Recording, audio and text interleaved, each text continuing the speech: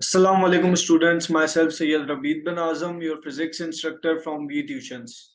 Last video में हमने chapter 3 जो कि मोशन इन वन डायमेंशन का चैप्टर था उसमें हमने उसके न्यूमेरिकल्स किए थे। और आज हम चैप्टर 4 स्टार्ट करने वाले हैं जो कि है मोशन इन टू डायमेंशन। अच्छा, मोशन इन टू डायमेंशन ये चैप्टर बहुत इंपॉर्टेंट है, पेपर के हवाले से भी इसका काफी वेटेज होता है।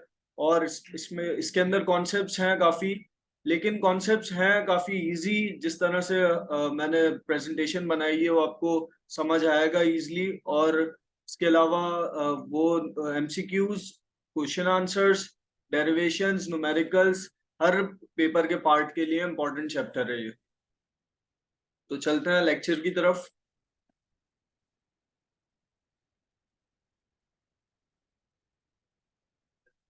सो दिस इज आवर चैप्टर और हमारी इस लेक्चर की आउटलाइन रहेगी। सबसे पहले हम प्रोजेक्टाइल मोशन स्टडी करेंगे, उसके बाद मैक्सिमम हाइट, एक प्रोजेक्टाइल कितनी मैक्सिमम हाइट लेता है, उसकी क्या रिलेशन या कंडीशन बनती है, रेंज ऑफ द प्रोजेक्टाइल कितनी रेंज होती है, और फिर फाइनली हम इस लेक्चर में मैक्सिमम रेंज ऑफ प्रोजेक्टाइल पढ़ेंगे।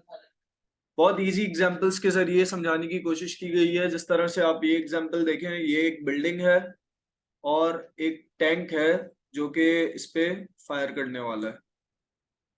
ये जब स्टार्ट करेगा, ऐसे इस पे हमला करेगा और ये गोला इस पे जाएगा, तो ये जो इसने पाथ ली है ये कहलाती है ट्रेजेक्टरी, प्रोजेक्टाइल की ट्रेजेक्टरी। और इस मोशन को, इस तरह एंगल बनाते हुए मोशन को कहते हैं हम प्रोजेक्टाइल मोशन।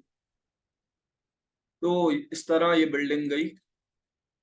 अच्छा, प्रोजेक्टाइल मोशन को स्टडी करना बहुत इजी है, मुश्किल नहीं है। इसकी अगर हम और एग्जांपल्स देखें इसके अलावा, तो इसकी एग्जांपल थ्रोइंग अ बॉल। हम अक्सर क्रिकेट में बॉल थ्रो करते हैं, जब बैट्समैन रन ले रहा होता है तो बॉल थ्रो की जाती है।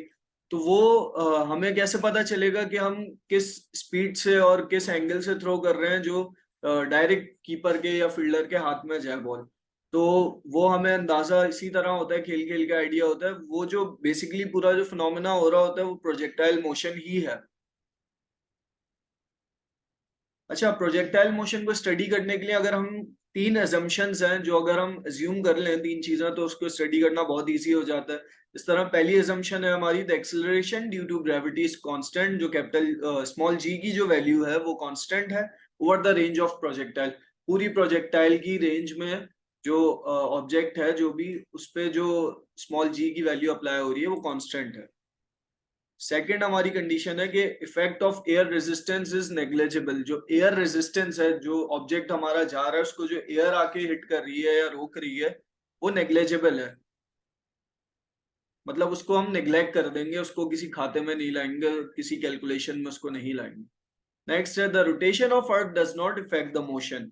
जो अर्थ की रोटेशन है वो हमारे मोशन को इफेक्ट नहीं करती। तो ये तीन अजम्पशंस हम बनाते हैं या अज्यूम करते हैं, तीन बातें जिसके जरिए हमें इसको डिस्कस, एनालाइज करना प्रोजेक्टाइल मोशन को काफी इजी हो जाता है, सिंप्लीफाई हो जाता है।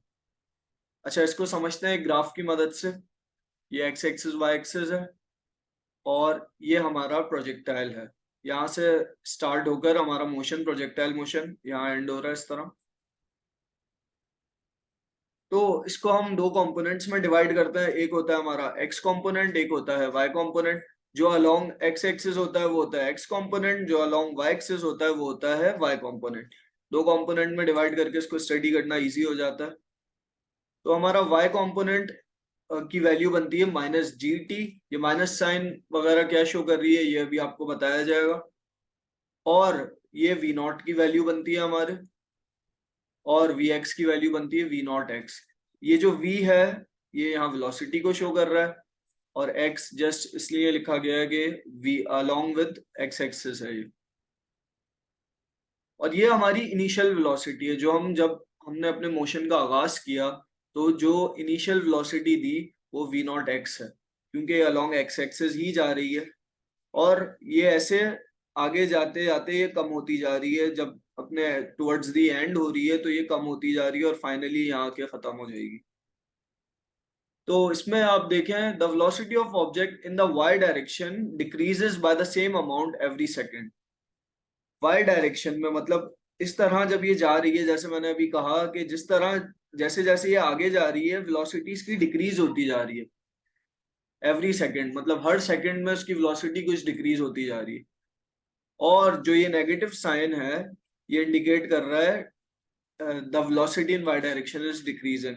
एग्जैक्टली ये नेगेटिव साइन यही इंडिकेट करने के लिए है यहाँ पे कि वाई डायरेक्शन में अलोंग वाई एक्सिस जो है वेलोसिटी डिक्रीज हो रही है ग्रेजुअली। अच्छा, यहाँ हमारे पास दो इक्वेशंस बनती हैं जिनको हम आगे लेकर चलेंगे और फिर आगे जाके जिनकी मदद से हम अपना कैलकुलेशन वगैरह करेंगे। अच्छा, हमारे पास जो दो इक्वेशन बनती हैं, पहले Vx की इक्वेशन V0x जो हमारी इनिशियल वेलोसिटी के जरिए निकली थी, और Vy की इक्वेशन -gt। अब इन दो इक्वेशंस को याद रखना है, इनकी मदद से हम मजीद इक्वेशंस निकालेंगे। तो हमारे पास ये दो इक्वेशंस हैं इनिशियली। अच्छा, हॉरिजॉन्टल मोशन, जो हॉरिजॉन्टल एक्सिस पे मोशन था वो किस तरह बनेगा, उसकी एक्सेलरेशन बनेगी सबसे पहले 0, ax 0 के बराबर होगा, क्योंकि यहाँ आप देख सकते हैं कि एक्सेलरेशन ग्रेजुअली कम होती जा रही थी, डिक्रीज होती जा रही, तो उसके पास कोई एक्सेलरेशन नहीं थी, वरना उसकी स्पीड बढ़ती मोशन की। तो एक्सेलरेशन 0 हुई अलोंग एक्स एक्सिस। इसके अलावा वेलोसिटी जो हमने Vx लिखा ही था, V0x के इक्वल इनिशियल वेलोसिटी हमने ली थी।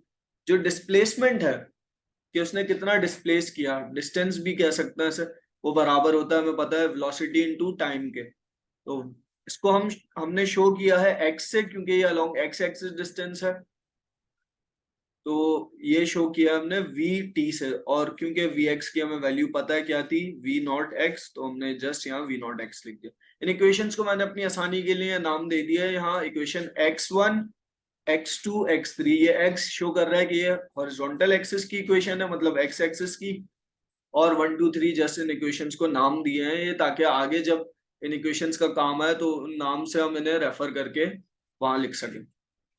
बिल्कुल इसी तरह वर्टिकल एक्सिस का देखते हैं। वर्टिकल एक्सिस में एक्सेलरेशन, क्योंकि वर्टिकल एक्सिस में जी का, स्मॉल जी का फैक्टर इस पे लग रहा है, अप्लाई हो रहा है मोशन पे, तो -g, माइनस की साइन अगेन शो कर रहा था decrease in acceleration. Velocity, again velocity v0y -gt, क्योंकि हमने देखा था उसकी वैल्यू में भी था, v की वैल्यू में, और v0y इनिशियल वेलोसिटी। फिर इस हिसाब से डिस्प्लेसमेंट कितना हुआ अलोंग y एक्सिस, डिस्प्लेसमेंट जो हुआ वो हमने शो किया है कैपिटल Y से। और अगेन जिस तरह यहाँ v0x t था, यहाँ v0y t हो गया, और -12 gt²।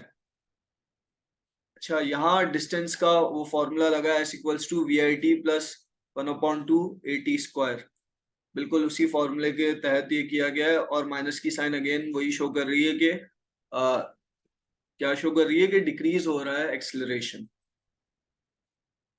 अच्छा, अब ये हमने जो इक्वेशंस बनाई है, इन इक्वेशंस का आप चाहें तो स्क्रीनशॉट ले लें, क्योंकि ये आगे हमारे काम आएंगी बहुत इक्वेशंस। अच्छा, अब अगर हम यहाँ एंगल का फैक्टर इंक्लूड करें और देखें कि वो किस तरह इफेक्ट कर रहा है, तो जब एंगल थीटा हमने लगाया तो अलोंग एक्स एक्सिस, क्योंकि हमें पता है एक्स एक्सिस की जो थीटा एंगल होता है वो 0 के इक्वल होता है, और 0 पे कौन सा फंक्शन, कॉस का फंक्शन हम अप्लाई करते हैं, क्योंकि कॉस 0 बराबर होता है 1 के। तो v0x कॉस थीटा बन गई इक्वेशन हमारी, और अलोंग वाई एक्सिस हमारी इक्वेशन बन गई -gt साइन थीटा, क्योंकि अलोंग वाई एक्सिस हम साइन का वो लगाते हैं फंक्शन। तो उसके बाद हमारे जो हॉरिजॉन्टल मोशन बना उसमें वेलोसिटी की वैल्यू v0 cos थीटा, और वर्टिकल मोशन में वेलोसिटी की value v0 sin theta -gt बन गई। इन इक्वेशंस को याद रखना है हमें, ये हमारी इंपॉर्टेंट इक्वेशंस हैं जो कि न्यूमेरिकल्स में भी काम आएंगी और आगे डेरिवेशन मजीद करने में भी काम आएंगी। अच्छा, इसके बाद हम देखते हैं maximum height of the projectile. जब एक प्रोजेक्टाइल मोशन होता है तो वो मैक्सिमम हाइट जो अचीव करता है वो किस तरह करता है और कितनी होती है, और हमें अगर कोई खास मैक्सिमम हाइट अचीव करानी है उसे, तो हमें क्या कंडीशन पता होनी चाहिए, क्या कंडीशन लगानी चाहिए, उसको एनालाइज करते हैं। अच्छा, ये एक कंडीशन दी हुई है कि मैक्सिमम हाइट जब अचीव होती है जब y कंपोनेंट की टोटल वैल्यू 0 के बराबर हो। y कंपोनेंट की मतलब ये अगेन वही पीछे वाले फॉर्मूलाज लगाए हैं आप, V Y equals to V not Y minus G T. मतलब अगर इसमें एंगल का भी फैक्टर लगा लें तो V nought sine theta minus G T, इस पूरे की वैल्यू 0 के बराबर होगी तो हम कहेंगे कि मैक्सिमम हाइट अचीव हुई है हमारी। And the value of Y, Y यहाँ डिस्प्लेसमेंट वाला वाई कैपिटल वाई से शो किया था हमने, displacement along Y axis capital Y से शो किया था हमने, तो इसकी वैल्यू बराबर होगी एच के। एच है यहाँ पे हमारी मैक्सिमम हाइट, जितनी मैक्सिमम हाइट एक मोशन में प्रोजेक्टाइल ले सकता है। अच्छा, यहाँ हम सपोज कर रहे हैं time T when V Y equals to 0। अच्छा, हमने यहाँ जो सपोज किया है वो ये है कि जब हमारा प्रोजेक्टाइल मैक्सिमम हाइट पे गया तो हमारा जो टाइम पीरियड था वो कैपिटल टी था। हमारे पास यहाँ वैल्यूज क्या क्या आ गई, वी वाई की वैल्यू आ गई 0 क्योंकि हमने यहाँ मैक्सिमम हाइट की कंडीशन ली है और मैक्सिमम हाइट होने के लिए वी वाई 0 के बराबर होना चाहिए। और टी की वैल्यू आ गई कैपिटल टी। तो जस्ट हमने यहाँ फॉर्मूला लिखा, इक्वेशन लिखी वी वाई की जो कि थी V not Y minus G T, जो हमने पीछे देखी थी इक्वेशन। इसमें ये वैल्यूज पुट की हमने, वी वाई की जगह 0 पुट हो गया और टी की जगह कैपिटल टी पुट हो गया। फिर हमने जस्ट यहाँ से कैपिटल टी को इंडिपेंडेंट किया ताकि इसकी वैल्यू हम निकाल सकें। कैपिटल टी को इंडिपेंडेंट करने के लिए इस जी को उधर डिवाइड में लेगा, हमारी इक्वेशन जो टी की बनी कैपिटल टी की वो बनी V not Y minus upon G. अच्छा, अब हम इक्वेशन y3 जो थी हमारी, पीछे से मैं एक दफा आपको दिखा देता हूँ ताकि कोई कंफ्यूजन ना हो। ये इक्वेशन y3 थी हमारी डिस्प्लेसमेंट की इक्वेशन। तो हमने वो ही इक्वेशन y3 यहाँ पुट की। इसी तरह बिल्कुल जब अगर आपको कोई किसी स्टेप में समझ नहीं आया कि इक्वेशन ये कहाँ से आई है तो वहीं पीछे जाके आप रेफर कर लिएगा, आराम से समझ आ जाएगी। तो अब हमने जब पुट की इस इक्वेशन को लिखा और इसमें वैल्यूज ये पुट की टी और वी वाई की, तो हमारे पास जो कंडीशन बनी। अच्छा, यहाँ इस कैपिटल वाई को हमने एच के बराबर ले लिया क्योंकि यहाँ हाइट का फैक्टर आ रहा है। यहाँ हमारे पास जो इक्वेशन बनी वैल्यूज वगैरह पुट करने के बाद वो कुछ इस तरह बनी एच की इक्वेशन।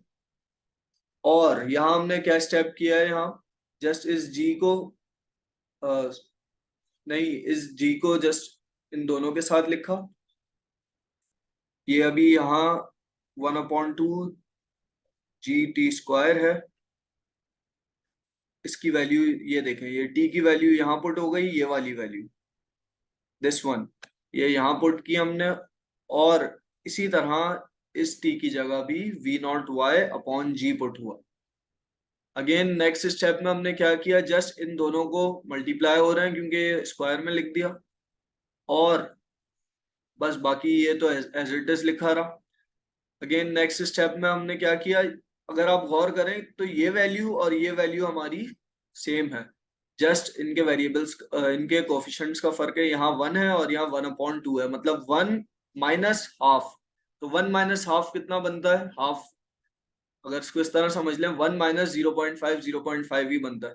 तो यहाँ हमारे पास जो आंसर बना वो 1/2 जी, और जस्ट ये ऊपर वाले ये पार्ट एज इट इज लिख दिया। तो हमारी ये कंडीशन बनी हाइट की। मैक्सिमम हाइट जो एक प्रोजेक्टाइल अचीव करता है वो हम इस इक्वेशन से निकालते हैं कि y कंपोनेंट पे उसकी वेलोसिटी क्या होगी और कैपिटल स्मॉल g की वैल्यू क्या होगी। अगर ये दो चीजें हमें पता हो तो हम आराम से उसकी हाइट निकाल सकते हैं। अच्छा, इसके अलावा हमें पता है कि वी नॉट वाई बराबर है वी नॉट साइन थीटा के। अगेन एंगल का अगर अगर हम एंगल का कंसीडरेशन करें तो आगे हमारे पास जस्ट इसकी जगह पे हमने सब्स्टिट्यूट कर दिया वी नॉट साइन थीटा, और स्क्वायर्स को अलग अलग करके इनके साथ लिख दिया। ये हमारी फाइनल कंडीशन बन गई जिसमें एंगल का भी फैक्टर ऐड है। This equation gives maximum height of the projectile. जितनी एक प्रोजेक्टाइल मैक्सिमम हाइट तक राइज करेगा वो ये इस इक्वेशन से हमें मिल जाएगी।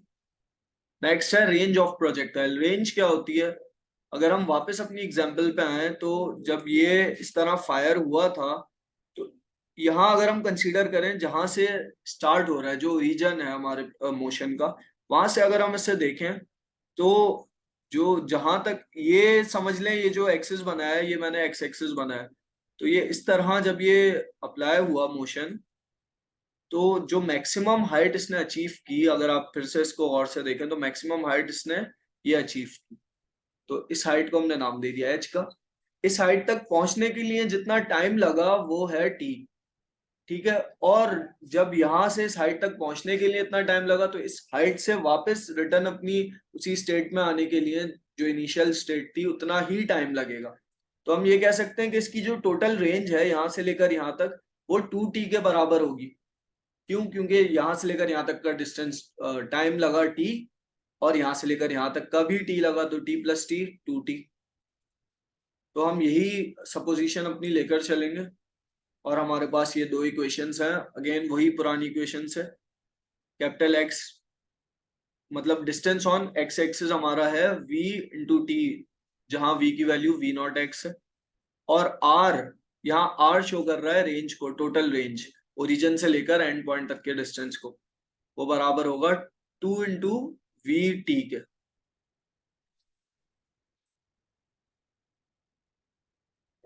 अच्छा, ये ग्राफ जो बना हुआ है अगर इसको और से देखें तो आर यहाँ शो कर रहा है ओरिजिन से लेकर एंड पॉइंट तक के डिस्टेंस को, और ये हाइट है जो मैक्सिमम हाइट अचीव की थी हमने।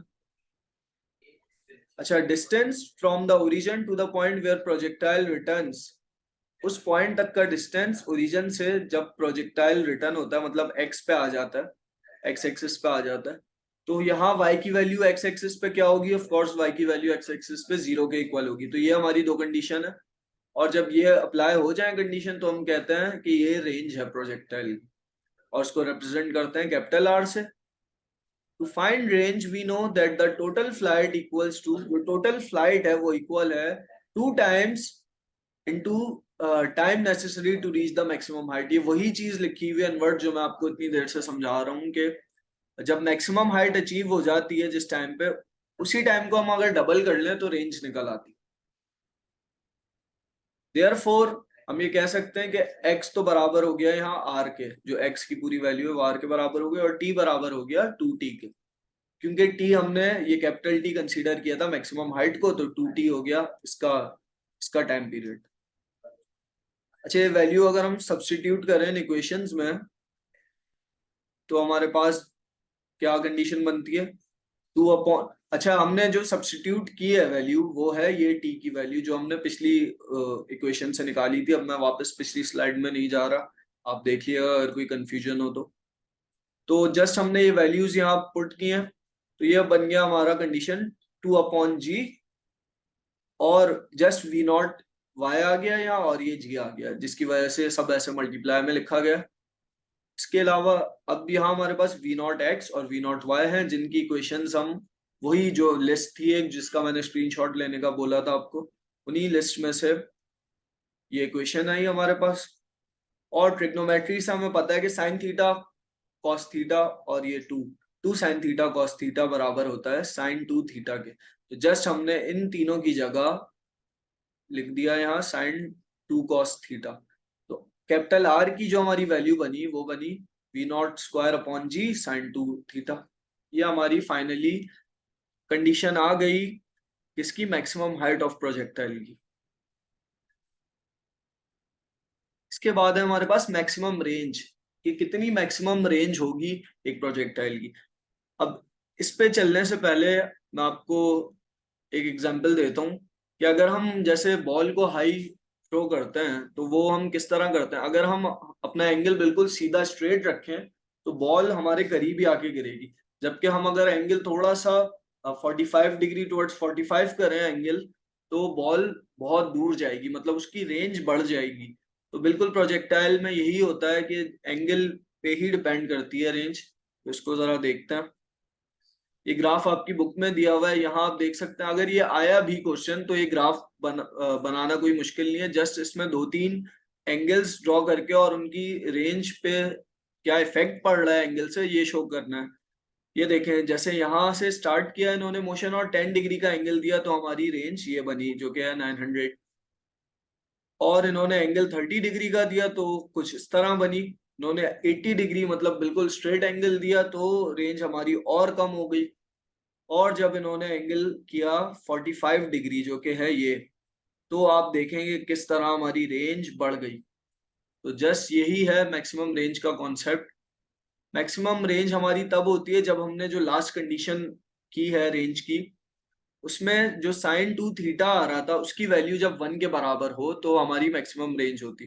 क्योंकि हमें पता है कि साइन 90 बराबर होता है 1 के। तो अगर हम इसको इसी तरह चलाएं तो ये कब होगा एप्लीकेबल, हमारी ये कंडीशन जो लिखी हुई है एप्लीकेबल जब होगी जब थीटा की वैल्यू बराबर होगी 45 डिग्री। और जब थीटा की वैल्यू 45 होगी तो ये पूरा जो फैक्टर है वो 1 के बराबर हो जाएगा और जस्ट हमारे पास रह जाएगा आर मैक्स की वैल्यू। यहाँ आर मैक्स मैक्सिमम रेंज को शो कर रहा है। आर मैक्स की वैल्यू रह जाएगी V nought square upon small G. Just ये हमारी कंडीशन बन गई। उम्मीद करता हूँ आज का लेक्चर आपको समझ आया होगा। और फिर भी अगर आपके कोई क्वेश्चंस हो तो हमें व्हाट्सएप कम्युनिटी ज्वाइन करके वहां पूछ सकते हैं। आपके क्वेश्चंस का एज सून एज पॉसिबल जवाब दे दिया जाएगा। इसके अलावा आप हमारा यूट्यूब चैनल सब्सक्राइब कर सकते हैं। इसके अलावा हमारी वेबसाइट पे जाके फ्रीली साइन अप कर सकते हैं और लेटेस्ट अपडेट्स के लिए हमारे सोशल मीडिया हैंडल्स को फॉलो कर सकते हैं। तो मिलते हैं नेक्स्ट लेक्चर में, जब तक के लिए अल्लाह हाफिज।